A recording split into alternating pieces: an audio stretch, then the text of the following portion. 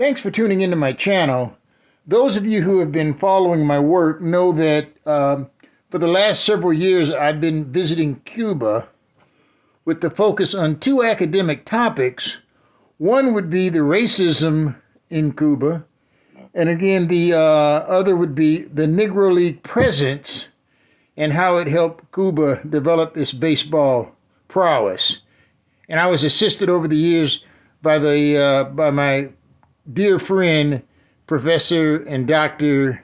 Esteban Dominguez Morales, who passed away earlier this year. So, let me tell you about what this video is all about.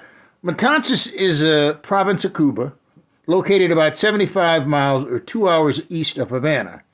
It is known by its Afro-Cuban folklore, as during slavery era it was a critical port. Of the 2.5 million enslaved people imported into Spanish colonies, about 1 million landed in Cuba. I found out about the castle about 2 years ago.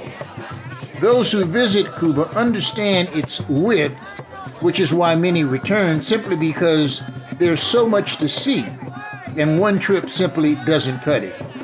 Once I knew this year's trek would take me to Matanzas to see the first and oldest baseball park in Cuba, I knew I had to squeeze the San Severino Castle Slave Museum into my itinerary.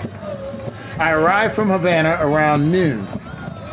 Due to needing to change my schedule, I had very limited time in Matanzas. At best, it would be a day trip because my Via bus was departing to Camagüey at 9 p.m.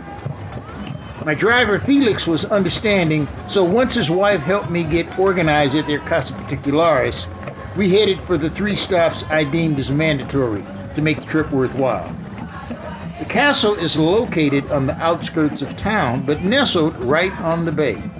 I asked Felix to give me 10 minutes to whisk through the museum, basically so at minimum I could obtain some media. It actually took about 15, as I didn't realize how large it was until I entered. The museum has self-guided tours, and docents are stationed throughout the venue to assist you. The place is fascinating as it is intriguing.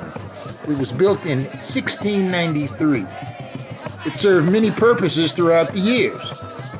Based on the data I could retrieve, it was destroyed in 1762 and was rebuilt by Africans. They were forced to work as slave labor in very inhumane conditions. It became a holding fortress for slaves until the practice ended as slavery was formally abolished in 1886.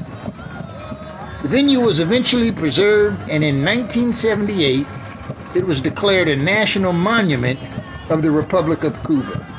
Currently, scholars use the venue, and the interpretation currently seen is from students from the continent of Africa who attend nearby University of Matanzas, Camilo Cienfuegos, who is a revolutionary hero. The museum is stocked with various deities from many African cultures. It was a breathtaking experience to walk on this sacred ground. Hopefully you'll enjoy what I have presented.